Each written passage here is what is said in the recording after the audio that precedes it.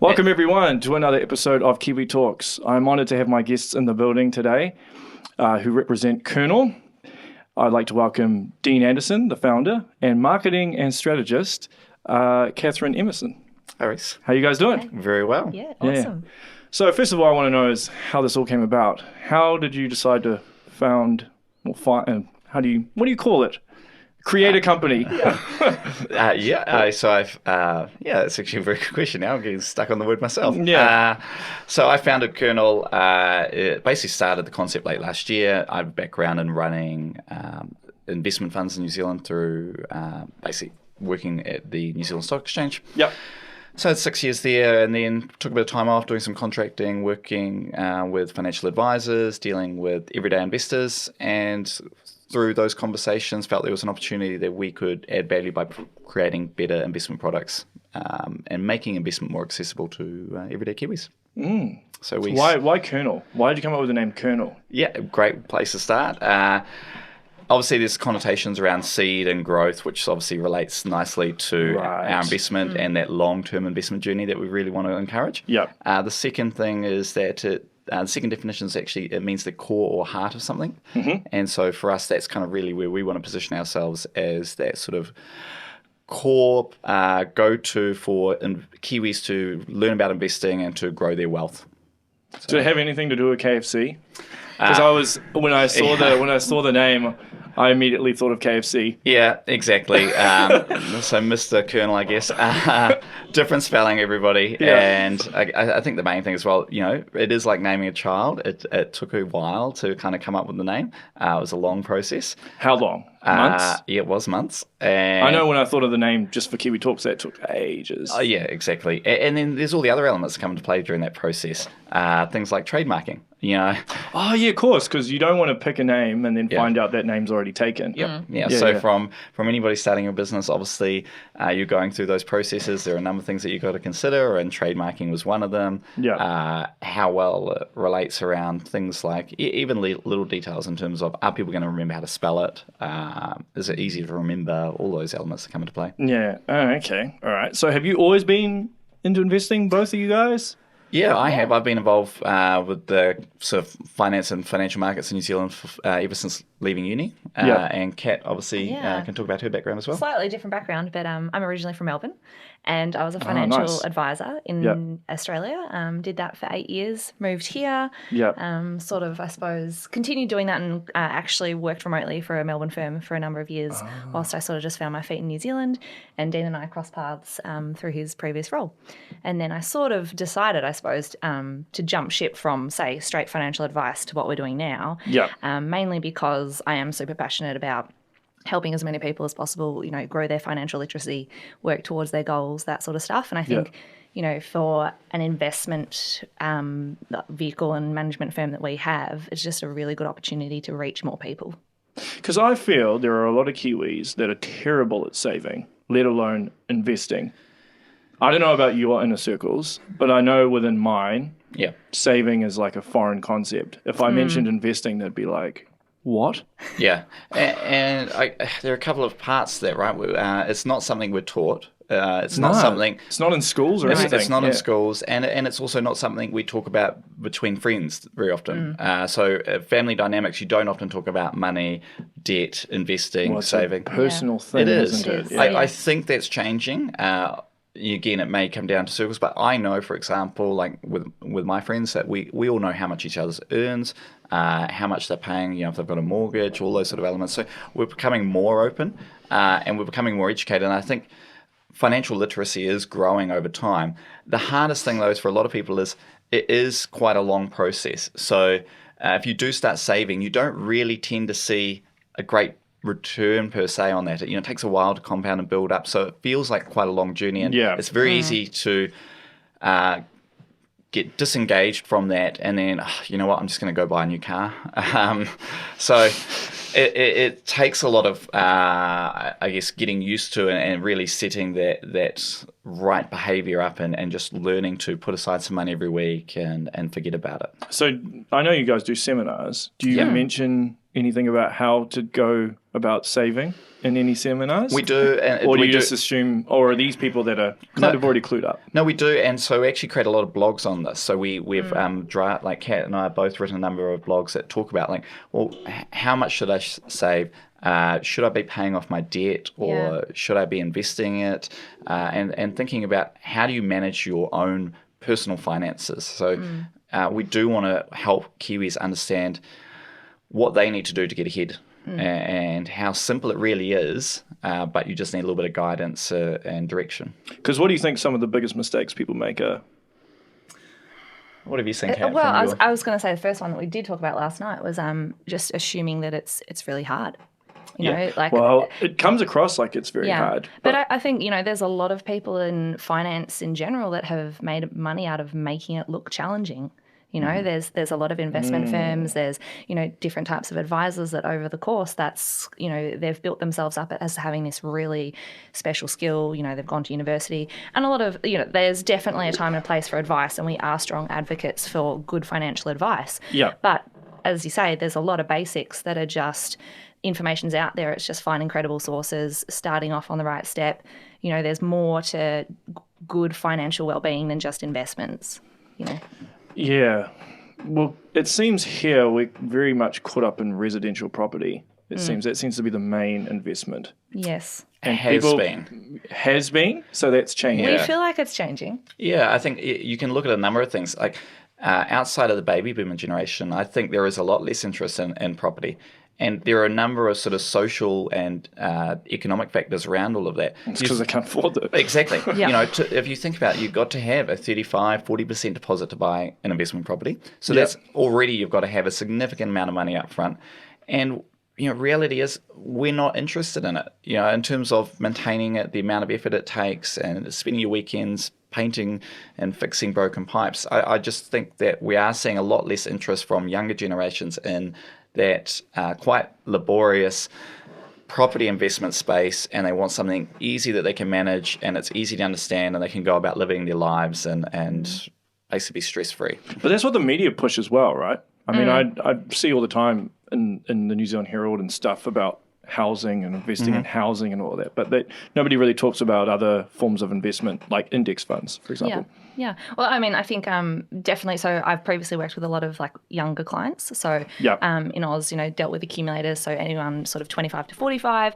And a lot of the age group are just making the active choice to maybe not buy a residential property. Like lifestyles are changing. People are getting married later, having kids later, often going overseas for a period of time to work, all that sort of stuff that means, there are people that have good cash flow, know how to start saving, want to do something with that money rather than just leaving it in the bank, knowing that, maybe in 10 years when they are in their mid-40s is the time that they then want to get into the market in terms of property. Yeah. But what do they do before that? And it's, it's, I suppose, providing affordable options like indexing and index funds that work for people in that space. So can you explain what index funds are? Because there'll be people listening to this or watching this and be like, what the hell are you guys on about? Yeah. I have no idea what that is. Yeah, so well, an index fund is basically an investment management fund that tracks an index or a market. So our job as an index fund manager is to take a market or a sector and match the performance of that market as closely as possible. So we're not in the business of picking great companies, crunching the numbers. We don't have a team of analysts. We're not doing that sort of thing behind the scenes. All we're doing is replicating the index and the market return. And so if you think about an index itself, like it literally is just, it's representing the performance of a number of companies, for example. Right. So people may have heard about things like the S&P 500 or the NZX 50 that often talked about in the news, or you'll see them in the paper. Yeah. NZX 50, for example, is just simply the 50 largest companies that are listed on the New Zealand Stock Exchange, and it's collectively they add up to create the index and their performance collectively. Oh, okay. Yeah. And so you guys, do you invest in that as well as just the smaller companies?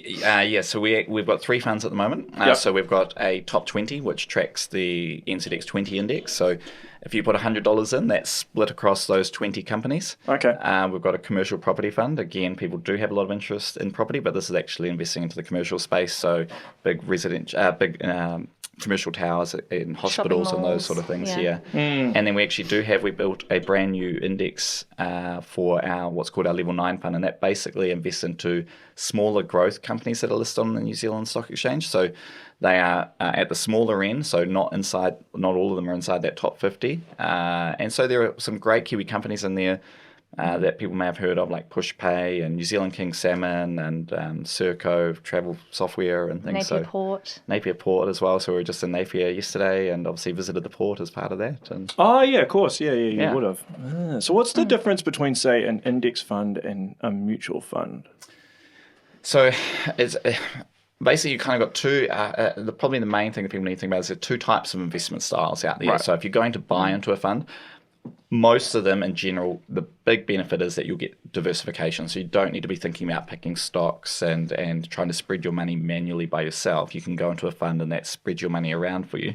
But there are two strategies. It's at one end of the spectrum is us, where we're index investing. And so as Kat talked about, we really don't care and we don't do any research about any individual company. We're just matching to buy the index.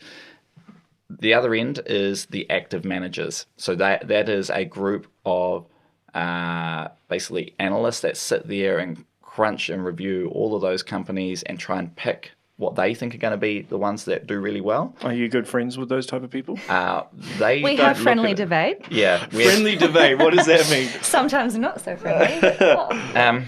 So the big difference there is that active obviously requires a lot of staff and often they want to be paid a lot of money and think they're very intelligent. And look, they are, but most of them underperform. And so, yes, they don't look at us too favourably, particularly because in the US market, for example, they recently did a study and it showed that the amount that investors had saved in fees by being in index funds rather than, say, with an active fund manager over the past 23 years was $450 billion in fees alone that investors have saved. And that's just in the US. And so active fund managers don't like us because that used to go into their back pockets. And now it's kept by investors. Okay, so that's why they don't like you. Yes. Because you're taking their money. Yes. Well, as they see it. We make it so that the investor keeps that money rather than going in their pockets. So when you say they don't like you, I hope you don't get like nasty emails or anything. We have lots of great... you probably come across every now and then some interesting articles in the paper, online, and there's some little jibes. There's a good stat that so S&P who they run the research and give us all the data that we need to track the indices. So for the S&P, their team did a search on the risks of passive investing. So another way to say the risks of index investing had over 200,000 hits on Google. Do the same search for the risks of passive smoking, and it's less than a quarter of the same search results. And they're like, you just think, how is passive investing any more dangerous than passive smoking? But there's just so much, as Dean says, benefit to the active managers writing about, the risks and trying to promote their investment style and obviously to try and keep their So how do you get this message across then? The right message across? Because, we live in the era of fake news as well, where misinformation can just be put out there. Mm-hmm. It's very easy for it to be done. Mm-hmm. And I think you sort of really touched on it before around our awareness of investing and saving. And so if you look at the percentage of investments in index funds in the US, about 25% of the market is held by index funds. In New Zealand, it's about 2.5%. So Kiwis are not as aware or clued up on so we're just not educated on it. No, that whole financial literacy piece is really missing. And so that's why we hold seminars. We do travel the country. We write blogs. We just have to get out there and help give people the resources they need to start basically improving their financial well-being. So from being out there and talking to a number of different people, what are some of the common questions you guys get?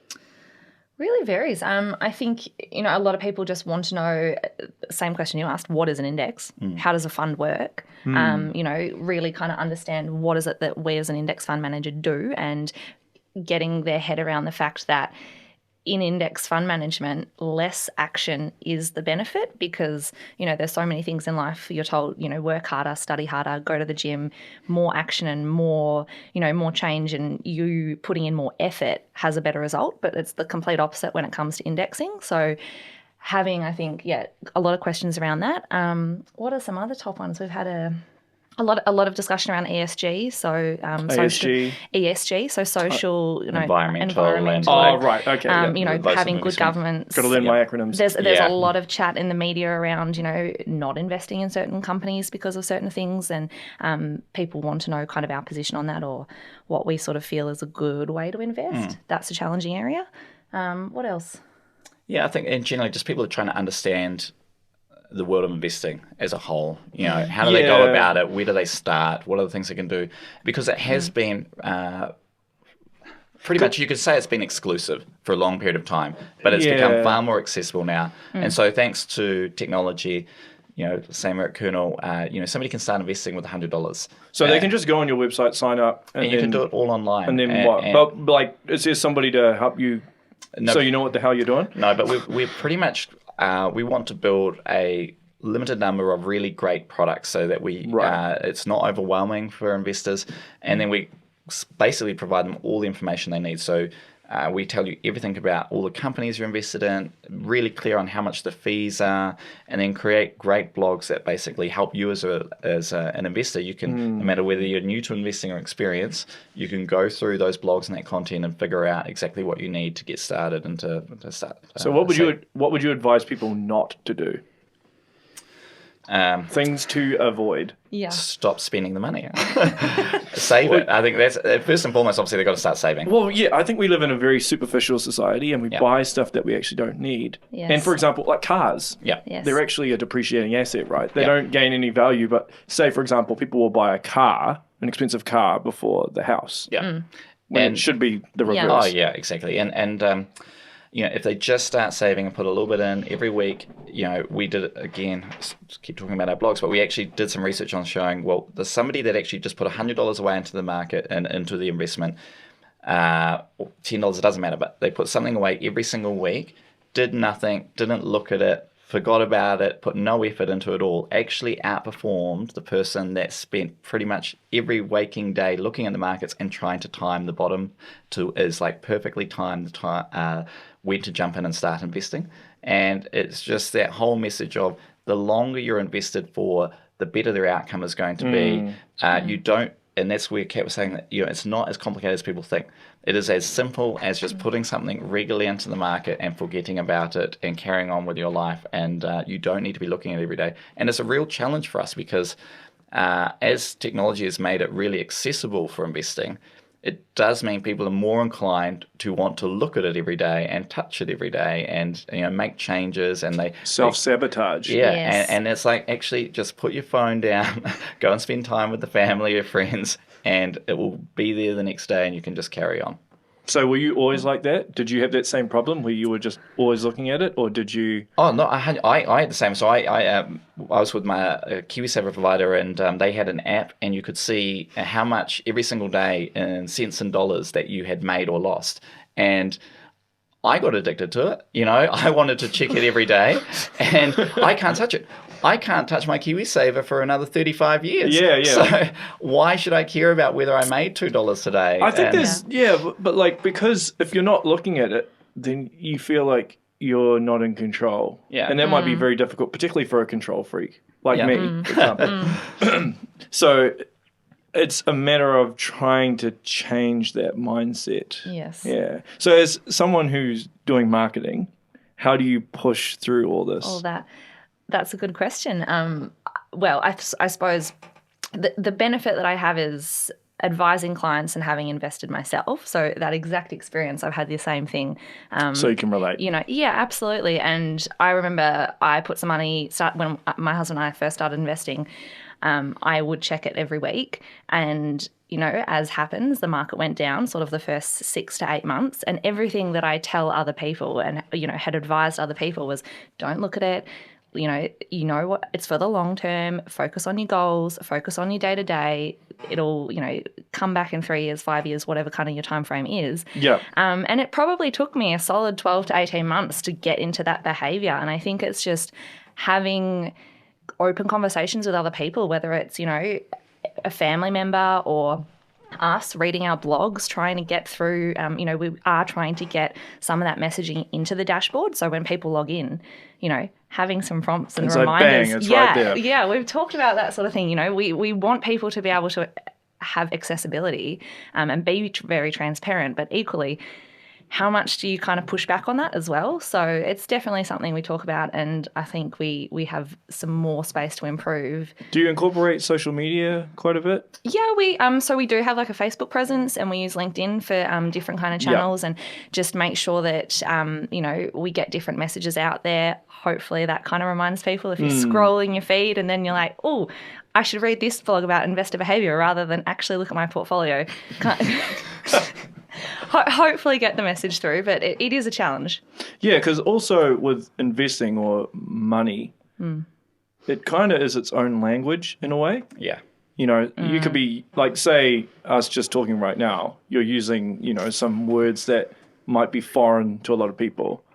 Yeah, and there is a lot of jargon, and it's something, again, we talk about internally as to how do we address that. I don't think we want to stop using it. It's our role is to help you understand what it is, so that going forward you are more knowledgeable, and every day you need to be improving on where you were before. So we take our role really we take on that responsibility of trying to help inform you as to what those terms mean. Yeah, I'll give you, because I had a friend of mine. He's really into cryptocurrency. Yep. And he tried explaining it to me. I'm like, dude, you might as well be speaking Mandarin, man. I have no idea what you're on about. And then he tried to dumb it down, and it still didn't help. I still didn't know what he said. Now, obviously, what you're talking about is not nearly as complex. Yeah. And I think that's part of the... I don't understand cryptocurrency, so... I was going to say neither do I, yeah. Okay, that's good. That makes me feel a lot better. Yeah. Because it's and I think that's the thing that might scare a lot of people, is you start using words that they've never heard of, and they're like, oh, I don't want to invest. I don't even know what the hell I'm doing. Yeah. Yeah, so it's very, very difficult. Fire away. What's the... Give us some jargon that you want to cover off. Jargon? Yeah.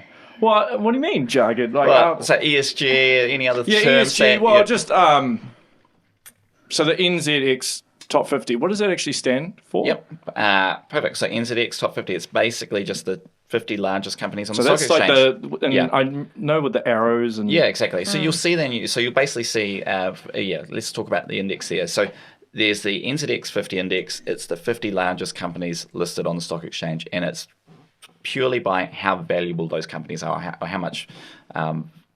what is the value of each of those companies? So you'll have Spark on there, for example, Fletcher Building, and they're up the top, and then down the bottom, that's slightly lower value.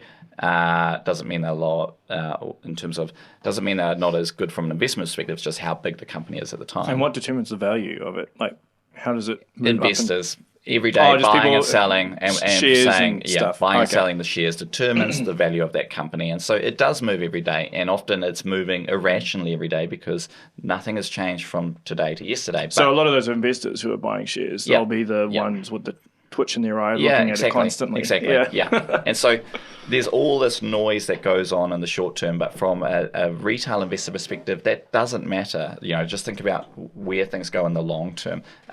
So that index is the 50 largest companies, and so you see a little number every day that summarizes the performance of all of those 50 companies. And as you said, it will be a little green or red arrow being up or down, and it's as simple as that. And maybe up 1% for the day, or maybe down 1% for the day. And so you'll see that in the news or in the paper, and that's simply all the indexes. It just represents that performance. So what's one of some of the pros of investing, say, in commercial property over residential property? In terms of, I guess, the big thing from the fund... A lot of people don't even know. No, look, commercial property typically is actually really hard to get into, right? So to buy a commercial property, they're really expensive. And to buy any property, actually, they're quite expensive for a retail investor to get into. And the biggest difference is when you're buying through a fund like ours, you can buy or sell whenever you like. if you go and buy a residential investment property, say you needed to get your money out, well, you've got to find a real estate agent, you've got to try and find somebody to buy it, and that could take weeks or months. And so, you've got to deal with all the hassle of managing it, and you have the complexity of trying to sell it when you need to get out. So, the big Are you speaking from experience? I am. Yeah. I am. I've had investment properties. I still have a little investment property. I actually rent myself, so I'm probably one of those. Oh, I'm not surprised, man. I'm from Auckland, so I know what it's like. Again, I think that's another thing that's sort of growing. Is some people have chosen to buy a rental property and then rent themselves because they can afford to buy something a little bit cheaper. That's not necessarily where they are working, and so they rent where they need to work. So that's we had a lot of people that would come to us as an advisor and say, "Can you crunch the numbers on whether I should buy a rental or start investing in the market and keep renting myself? Just have that flexibility versus buying a house." Because I think they felt the pressure of buying a house, but they needed someone to tell them that it was okay not to do that. Because there's a lot of pressure, and obviously there's a bit of a divide between the rich and poor now, whether you can buy a house or not, particularly in Auckland. Yeah. And trying to make people see, hey, there's more than one way. Because obviously we're taught, hey, you need to buy a house. Yeah. Because that's a good investment. Not necessarily always. I know Auckland kind of plateaued. It kind of went stagnant for a while. So do you ever advise, hey, well, maybe if you can't afford to buy a house, then perhaps invest, in Kernel for X amount of time? I think in general, you need to be doing something with your money. If you're not putting it somewhere, your future is going to be a bit challenging. I'm guilty of this. I've just got money sitting in savings. Yeah. Primarily because I'm like, okay, I want to invest, but I don't know what the hell I'm doing. Start? Yeah. And so at the moment, you won't be earning anything. No. But it's good in the sense, I think I always recommend this too, is have some savings. And, prepare for worst case scenario. Yeah. So we have on the blog exactly that, the whole emergency account thing. So definitely everyone needs whatever it is, the number is unique to them, that have something. And then the second thing that we also talk about is, whether you pay off debt and what kinds of debt you may have, whether it's credit cards, personal loan, car loan or home loan, and consider that stuff first before then looking at investments and when you can, should be kind of making the choice between the two, because investing is awesome and we're obviously huge advocates for it, but there are lots of other things that people can do with their cash as well. Yeah. But I think the main focus, I know a lot of Aucklanders that are just no, I have to buy a house. Yeah. That seems to be, it's like tunnel vision. Yes. Yes. That's just their one goal and their aspiration. Even if it's not even plausible. Yeah. Yeah. So how often would people come to you and that's their goal? That's why they're investing, or in terms of are they investing for their home? I don't think actually many are. That's probably a good thing. I think they are thinking more long term than that. Yes. So I think when you say long term, what are we talking? 40 years? Yeah, potentially. I think so. Some of them, we have people investing that are 20 through to 80. So we've got a very that's good, very big spread of people. They've all got different goals, right? Because usually, I would imagine the older you get, the wiser you get. Yeah. In terms of investing, usually when you're young, you're focused on other things like partying. Yeah. Well, it's hard to think too far into the future when you're young, right? You're not worried about. I was terrible when I was young. Who's 20 and thinking about what their life's going to look like when they're 40. It's just not reality. So it is very hard to think that far ahead and start doing something then, because if you do start earlier, you will be far better off into the future. That is probably the biggest thing that. As Kiwis and as individuals, we need to talk more about, and we do need to talk more about money, because if people start saving earlier and investing earlier, it has such a big impact in terms of how much wealth they'll have into the future. Could you guys, if it's even plausible, would you be able to have any talks with the government to maybe going into schools and educating young kids on this? Because they're probably the main ones that need to be taught this stuff. Yeah. Because as you said earlier, this stuff isn't taught in schools. Nobody teaches you this. No. I was in Nelson recently, which is my hometown. I actually went back and caught up with my old high school economics teacher who's still there. Wow. And we talked exactly about that. And so we were looking at, can we come back and just have a day and talk to you about, practical stuff, actual real world, what do you do with $1 rather than scribbling some economic theory on a bit of paper or working out, I can't remember what it was, Pythagoras, the triangles or whatever it was. Yeah, all those sort of things. Oh, I was terrible at maths. Yeah. Yeah. But I suppose the hardest part with young people would be keeping their attention. Because we live in the era of, everything now, instant. You've got about 30 seconds before you lose someone's attention. Yeah.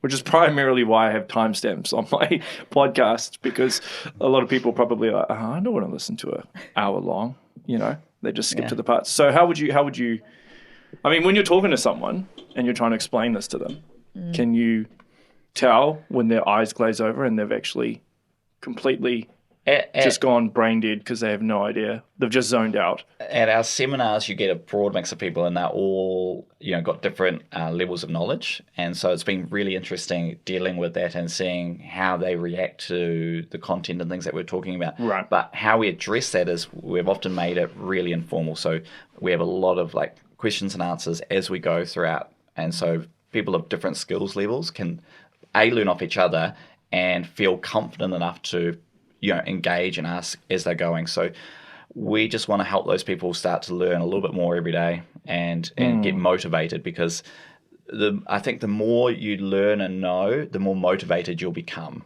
It's hard to grow that motivation straight away, particularly when it comes to investing, because it's quite foreign. But the more you start to understand it, the more engaged you'll be and more motivated you'll be to start investing and growing your wealth, basically. And how much do you play a part in that? Do you make suggestions to him all the time? Hey, we should be doing this. Yeah. Well, we or does he lucky. Come to you and you're like, nah, that's a terrible idea? We have a lot of office banter and all sorts of things, but I suppose we're lucky that we're a small team. And how big's your team? So we've got 4 of us. There's 3. That's cool, actually. Yeah, and 3 of us based in Auckland, our compliance and risk officers based in Wellington. So between the 3 of us, even though I suppose we all have titles and defined roles, it's very much, Dean's writing blogs, Stephen, our COO, writes blogs. We do these sorts of things. We all love to host seminars, try and get out there as much as possible. We have a chat bot on the website, and it's always one of the 3 of us that's answering those questions. Oh, okay. So it's very collaborative in terms of everyone is, actually engaging with our direct customer or investor, which is awesome, because you keep that, you know what questions they're asking and what information they want to know. So I think we're pretty good at addressing all of that sort of thing. And we keep it visual. I think that's the other thing, particularly in the presentations or seminars, it's just try and take a whole concept and put it into one image. Yeah. And what's the image? What was the last ones? Well, I was just thinking, so we talk a lot about, say, the savings that US investors have had in active fees, so $450 billion. So just having a huge $450 billion on the screen is quite impactful. People kind of remember that number. It's easy to understand. Yeah. And then I suppose, and then just graphs of really trying to demonstrate to people that investing is a long-term game. And yes, things go up and down, but if your time frame is long enough, you don't need to be reading the news every day and worrying about the headlines and, checking it on your phone all the time. It's really keeping focused on what your end result is and then just enjoying your life. Yeah. Because I think a lot of people just want, they want that magic wand that can just give them money instantly.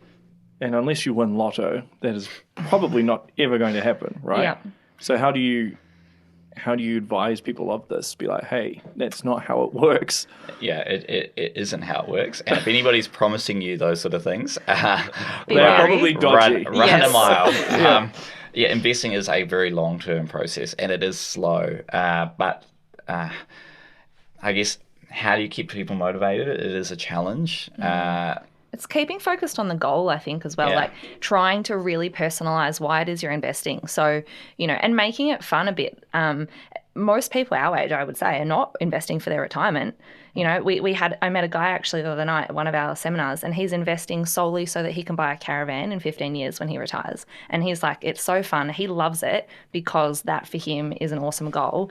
And, in 15 years' time, will take the money out, buy his caravan and feel really great about that. Oh. And I think, whether it's that or having a holiday fund or, saving for a property deposit, even just the flexibility to maybe retire slightly early or just, go to part-time work, whatever it might be. Yeah. Keeping that goal front of mind is what I think, keeps up that motivation.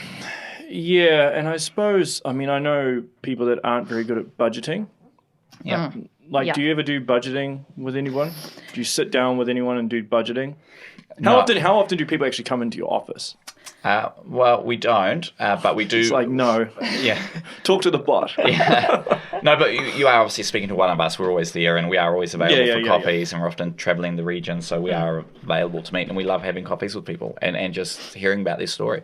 In terms of budgeting, we don't give budgeting advice, but there are a lot of great apps that can help with that. Yeah. And it is the key thing to just start. I think we're sort of talking about it coming up soon as a pay yourself first concept.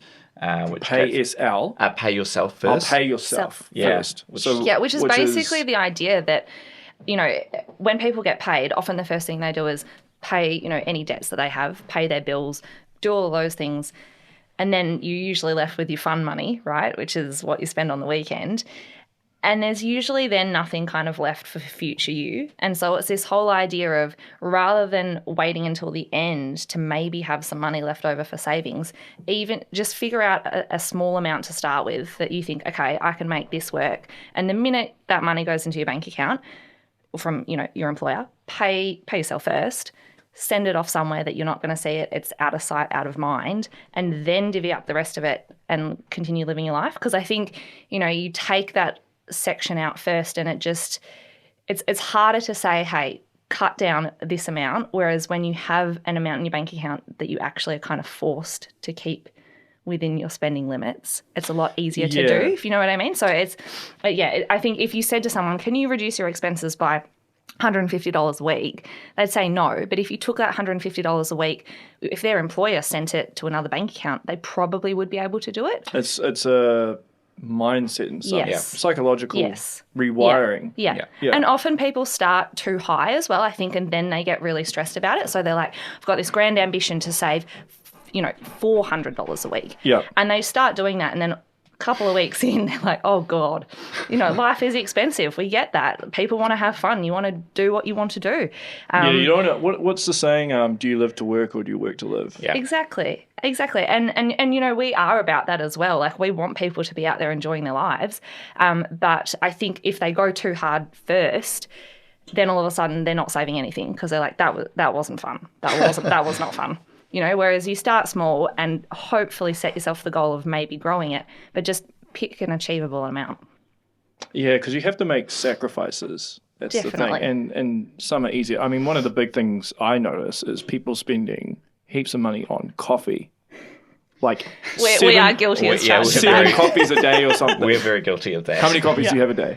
I limit myself to buying one. So you just buy one and then you make yourself how many? A number larger than one after that. Probably closer to 4 or 5. Yeah. Wow. Yeah. Wow. Yeah. But, as Kat was saying, you do need to live your life. There is a need to make some sacrifices, but you do have to enjoy yourself. And so for us, it is about still making it clear that you can have a coffee. It's something you really enjoy, fine. But for example, limit it to one. What are the little things that you can do so you can still have that enjoyment and go about living your life, but make little sacrifices that you can do something with in the future. It's getting that balance right. Yeah, I know it's pretty difficult for a lot of people, say, in Auckland, where the cost of living is ridiculously high, which is why I had to leave. Yeah. And you see people, come out with these silly concepts of saying, like, if you didn't buy a coffee a day and it's $5 per day and you add this up, or if you didn't have your smashed avocado. But reality is you do have to live your life. How much fun would you have if you cut out the things that you actually enjoyed? So, it's finding what works for you and what makes you happy, and then making little sacrifices around that so that you can still continue to do those things. Yeah, so most of the people you talk to who struggle with this stuff, are they based in Auckland or...? Our customers are all across the country. Everywhere. Yeah. Our first customer was in Hawera, and so. Oh wow! Okay. Yeah. So we are everywhere. I think it's the benefit of a digital business. Yeah. There's no restriction to where you. Totally. And the reality is, people all across New Zealand have money. Yeah. You know, it's not a big city thing. And probably to your point, something that we have talked about recently is arguably people in Auckland have less disposable funds to use for things like investing because the cost of living is high. A lot of people have bought the $1 million+ house, and you know, if you're a young family, that can be a challenge. So I do think some people sometimes they don't even realize what they're doing. It's like a subconscious thing. They don't realize how much money they're actually spending on something, and it almost it's not really a routine. It's a lifestyle, and they don't even know that they're doing it. Yeah, I mean, I'm sure you guys come across that. Yeah. Well, I used to come across this a lot. Do you point it out sometimes and they're like, Yeah, well, I used to come across this a lot because we did a lot of budgeting advice back in Australia, and my partner, well, now my husband and I, we actually went and got a financial advisor or saw a financial advisor because I didn't like having the responsibility of, you know, it's like a doctor is usually the worst patient, you know, having that responsibility of needing to do my own finances at home. So it was quite good to kind of have someone else, a nice independent third party, to talk through that. And one of the exercises that we went through first was, you know, quite painstakingly going through all of our spending for a full year. It was quite confronting. My husband actually printed off his entire bank statement. To be fair, he has quite a bit of downtime at work, so he printed off a year's worth of bank statements, went through and kind of highlighted all the things, and learned in that year he spent more money than he earned. And it was only really that realization then that was, you know, the stopping point of, okay, you can see how people get themselves into debt. You can see how people find it really challenging just to start. And it's just having that awareness of, you know, don't give yourself too much of a hard time about it, but equally don't shy away from looking at your bank account. Do you see any similarities between people in Melbourne versus people in Auckland in terms of the problems in terms of budgeting and money and investing? I mean, what's index funds and stuff like in Australia? In Australia? Probably percentage-wise in terms of the marketplace, they're a lot more common and well-known. I think generally financial literacy is a little bit higher in Australia amongst our kind of age bracket. Why do you think that is? Well, probably because super in Oz has been around for a lot longer. Oh, yes, so of course, for, say, you know, like so my parents... KiwiSaver. For people that don't know. So for, you know, my parents, their super is a pretty big asset for them and something that they've really been working towards. And so for me growing up, I've known about that. And then that sort of translated, I suppose, into just having a little bit more awareness around investing and saving. But definitely the exact same sorts of behaviours and issues around, do I buy a house? Having the pressure. How should I work out my cash flow? You know, none of that's taught in schools in Australia.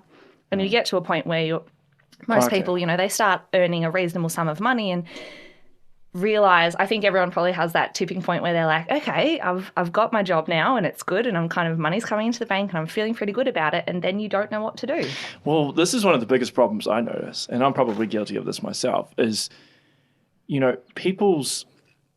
their necessities and what they consider a necessity in life goes up when they start earning more money. Yes. They never stay the same in terms of how much they spend. They start spending more.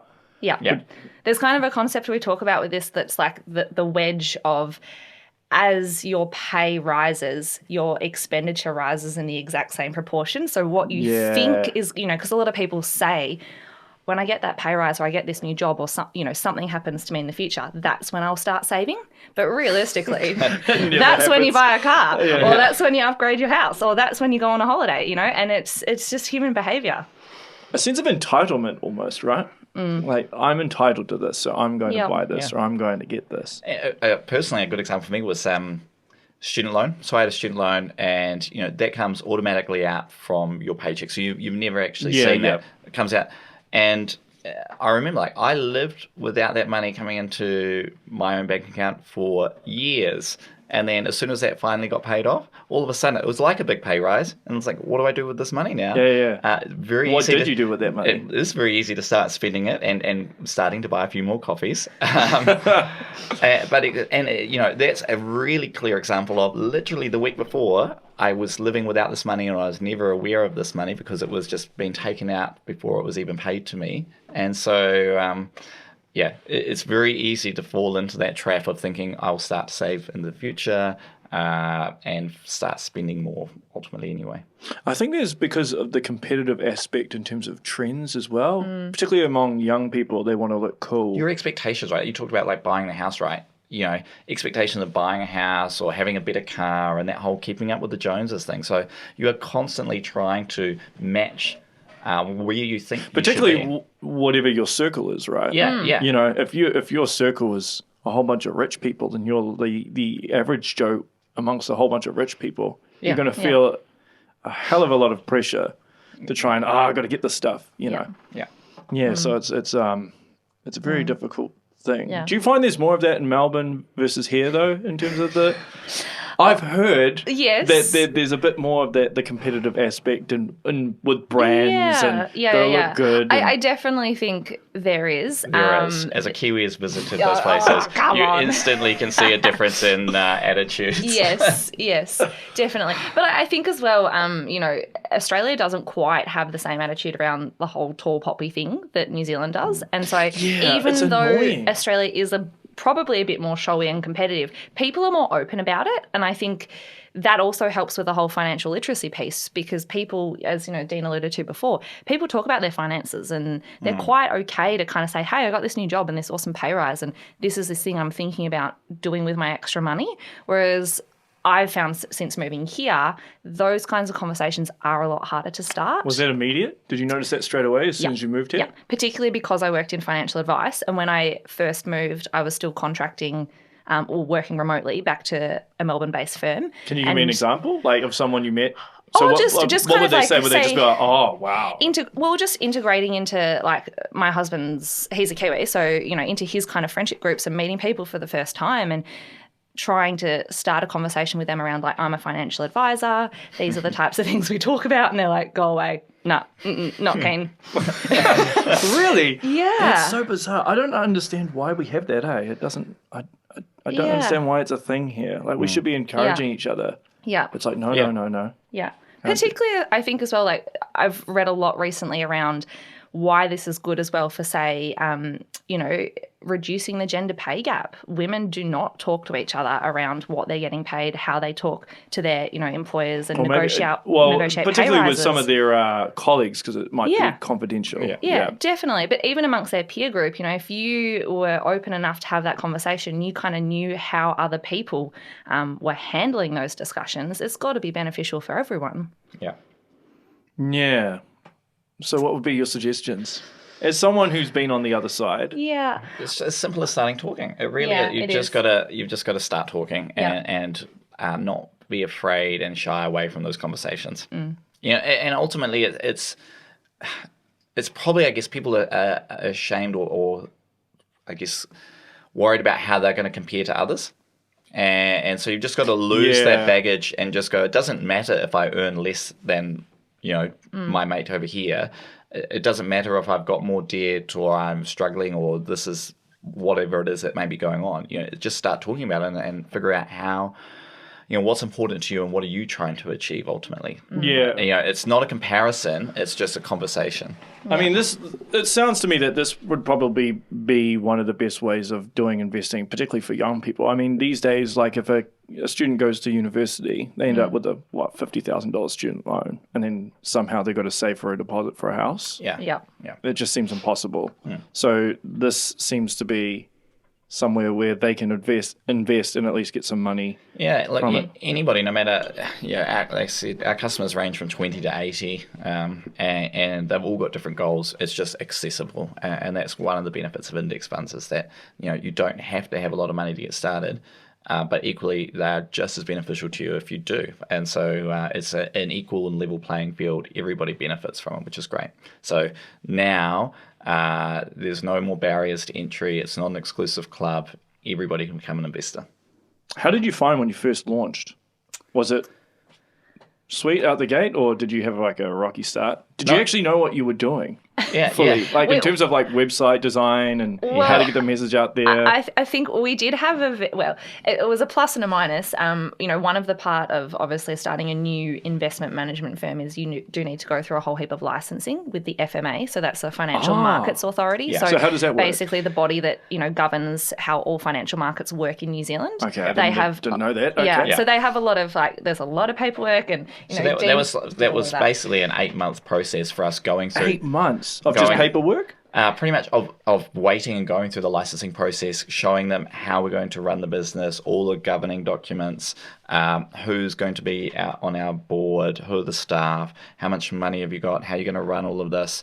It is a very rigorous process, and that is designed to make sure that as an investor, these are credible companies out there that are keeping money. So there's no corruption. No, and there's a whole things. raft of regulations and rules and third parties that are monitoring everything we do. So were you aware of that before you started the process of doing it? Oh, no, 100%. So this was my background. I've run index funds previously, so very aware of that whole. And so given that time frame, we were very well prepared because obviously it was a year in the making. It wasn't like... that we just decided to do this overnight. It was a very long process that, as a team, we put a lot of thought into, and obviously that meant we had plenty of time to do things like developing a website and everything else. And then obviously we launched, and we've been amazed by the sort of feedback we've been having.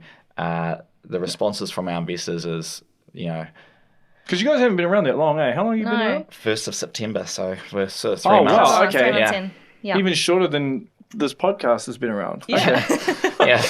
Wow. Okay. Yeah. Because honestly, like from what I see, you guys have been in the media. I've seen you on podcasts, and I saw you on News Hub recently as well. Yeah. And I was like, oh wow. Yeah. The impression is that you guys have just been around for ages. It feels like ages. Yeah, it feels 3 a months, lot longer than 3 months. I think it has been really well received, and it's great for us because we know we're doing the right thing. We're on the right track. We have a lot of awesome stuff that we want to do from here. But yeah, it has been. I think to what we talked about initially. There's been a lot of time spent making investing look really difficult, and there are a lot of legacy players in the industry and a lot of people that have been doing the same thing for a long time, and so we think that there's heaps of space in the market for just new players to come on board and just shake things up a little bit, make it easier, make it more accessible, be digital focused, offer new things. That'll be a slow process though, changing that narrative. Oh, very much so. Yeah. Because it's been going on for so long. Yeah. So yeah. It'll be a long time, I'm sure. Yeah. Are you planning to invest or set up more global aspects? Yeah. So obviously we're all working through the summer. No rest for you. No rest for us. Small business. Yeah. And so we are working on a number of things at the moment and thinking about what does 2020 involve for us. We've received a lot of feedback from our investors telling us what they want us to see, and so that's how do you decide what to pick and not to pick? For us, we obviously understand where we think there is good value, and we aren't going to just put a whole bunch of options out there for investors. It goes through a very rigorous process to make sure that we're giving you products that are going to really help you achieve your goals. So while we take on all the investor feedback, we then kind of take that as guidance and then make sure that we're giving stuff. So if you get feedback, let's say from one person, how long would the discussions be just for one person's feedback between the four of you? Sometimes the feedback is no. That conversation is okay. No. Yeah, it's as simple as that. Yeah. Others actually really generate some debate, and we spend quite a bit of time looking into, okay, how can we do that, and what would be the best means of doing that, and how do we do that it's still really accessible and affordable and everything else. So it does generate at times quite lengthy discussions. Yeah, because I'd imagine you guys would have different ideologies in terms of that. I think we're all aligned in terms of we all are passionate about index funds and customer outcomes, but we do share different thoughts on everything, which is great. We do have different mindsets, but we are all from. We all have financial markets experience, which is critical, and we've all come from different parts of the financial market, so we understand how the industry works. But we are bringing our fresh set of eyes and bringing that consumer focus to that industry, I guess. So have you set up... So do you have a full idea of what 2020 will look like? Or are you just dipping your toes in? We have a fairly clear map of what we want to bring to market. Okay. and people will just have to keep following Kernel and see what happens next year, I guess. Yes. Yeah. We're pretty keen to, as Dan said, bring the right product and the right investment options and not kind of, rush into something. It needs to be well thought through. Make sure, all the little cost and tax and all the little things behind the scenes. We're just keen to make sure that it's really solid, so. Well, you must have a lot of connections in Melbourne. You can. True. Yeah. Yep. So but I think we've got a busy summer ahead. We have some interns starting next week, working which Christmas, we're excited. I hope. No, not Christmas Day, but Christmas period. Yeah, we will. Yeah. You'll take your holiday later. Yeah, we have a fully digital office, so we are quite lucky that we can do the whole work from home thing, over those times. That is honestly the way of the future. And so, as you know, we've been on the road, we've been doing seminars around the place, and we can just work from wherever we are, from our laptop, from our phone. It's great, and Stephen, he lives on Waiheke Island with his young family, and he actually commutes in on the ferry every day, but he can just... start from wherever he is, and if you want to spend a day at home, all those sort of things. I guess you could say your seminars are kind of holidays. They're like road trips. It's been a lot of driving. Well, you take turns, I'm sure. Yeah. No. One person drives. We were debating that last night. Yeah. Well, who does the driving? I do the driving because I was asking Kat, what is your driving style? And we talked about. I was like, it depends if you ask me or my husband. Driving style, fast, slow. Yeah. Mildly speed erratic. Demon. Yeah, speed demon. No. Erratic, I think was the word that she used. Well, you went to Napier, didn't you? Yeah. And then how there's that part, it's really, really windy. Yeah. Probably one of the most dangerous roads. Yeah. Look, I've spent a lot of time all around those areas. So I've got family in Hawke's Bay and things, so I'm very familiar. And so hence I took the to be fair, it was my first time to Palmerston North this week, so I've done a fair bit of travel in New Zealand since being here, but got a lot more to see. So have you done much travelling to Australia? Occasionally. I am actually going there next week. So I'm flying out on Tuesday, Wednesday. Yep. So, mini pre-Christmas holiday. Yeah, that is my little break before getting back to work. Before getting back to work and getting into it. Yeah. Cool. Yeah. Was there anything else you wanted to cover or anything else you think people should know? Just get started. Yeah. Just get started? Yeah. Spend some time. I will probably be asking you a lot of questions because I'm probably keen to do this. Yeah, no, exactly. And I think that's also a really important message. If people have questions or they want to speak to us, we are there. And you can call us. You can, send us a chat. One of us will answer it. We're happy you can call us on our mobile directly. It doesn't matter. We are really accessible and we're based in New Zealand, so you know who you're dealing with. Would you guys ever do anything with cryptocurrency? That's probably one of those no's. That's the firm no. As somebody suggested that to you? Definitely gets raised. And and taken off the table. Sorry. We don't want to learn the lingo. We don't want to learn the language. It's not in where we think we add value or of interest to what we think will help our customers. What's your guys' opinion on gold? On whether people we have been talking about that one. Yeah, it's obviously some people have it as part of their investment portfolio. Yeah. And it really comes down to what are you trying to achieve. It is a normal, I guess not normal is the wrong word. Unlike a crypto, it is a very traditional investment option. So it definitely still fits within that realm of something. Well, I think people think, if there's a crash or whatever, then gold will still hold value. Yeah. Which is right. Yeah, but it seems like every week some analyst is predicting, there's going to be a crash. And that's the whole active versus index and sort of debate that we're trying to guide people to the benefit of index investing and setting up good behavior. Because if you've got a good if you've got a good, steady, regular investment plan, you do not need to worry about the headlines. You could just ignore them. Do you read the headlines sometimes though and just face palm or get annoyed? Yeah.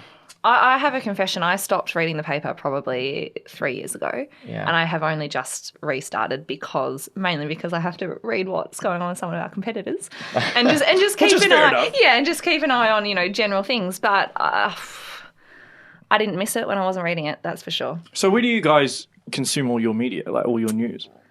I actually love podcasts. So if I want anything that's kind of educational or learning, all about podcasts. Do you tend to, is it more money, finance podcasts you listen to? No, it's broad, Yeah, there's a lot of sort of business-focused podcasts, so all different industries and people. I love Tim Ferriss and all his sort of stuff. Yep. And it's just, I find, being able to consume media when you want to, that's probably the other thing I don't really like about the news. Like, if I want to seek out something, absolutely we'll go find that. But the daily news, headlines. Yeah, well, it's providing a narrative. Yeah. It's like funneling a narrative, and it might be based on the company, because let's be honest. I mean, news doesn't make money like it used to. Yeah. So sometimes they have to do clickbait articles and so much fake news. Well, so much of it's paid for now, right? Yeah. So many articles that you're reading are actually paid for, and it's not traditional journalism. So I've learned that very quickly in marketing. That it's made me quite cynical of what isn't paid for in the media. So what's the number one thing they teach you in marketing? I think it's just about the customer. Yeah? Yeah. I did marketing at university, but then, of course, my background was mostly in financial planning. And I think, for us, it's always about our investor. It crosses over, though. Oh, absolutely. Yeah. It's understanding people and their behaviours and their drivers because, as you say, we're only going to be successful if people are investing, and you've got to get them to start and understand how to do that. So it's really, it comes down to the person and the behaviour. The fundamental thing. Yep. Cool. Well, hey, this has been great. I've learned a lot. And I'll definitely be probably signing up to Kernel and be talking to one of you guys. You shall. Exactly. Yeah, you'll be hearing from me a lot, I'm sure. Oh, yeah. Are you the main person? We all kind of do comms, but I do love to, send some emails, How do you decide who does the responding? Rock, paper, scissors? Depends on what we're up to. Depends on what we're working on. As Kat said, we're a small team, so we are all sharing a number of different responsibilities. And so depending on whether, one of us is, doing a podcast right now, obviously, then somebody else has got to be sitting on the desk and manning the chats and things like that. So manning the boards. So whoever's manning the boards right now, well done while they're doing this. Yes. Cool. So, and if people want to sign up, what's the website? Yep. Kernel Wealth, so Kernel, Wealth. So, as you can see on the T-shirt, kernelwealth.co.nz, just search Kernel and you'll find us. Cool, and they'll provide you with all the answers, I'm sure. We will. Cool. All right. Well, thanks a lot, guys. Thanks, Reese. All right, that's the show, guys. Until next time, stay safe and make sure you share, like, and subscribe. See you later.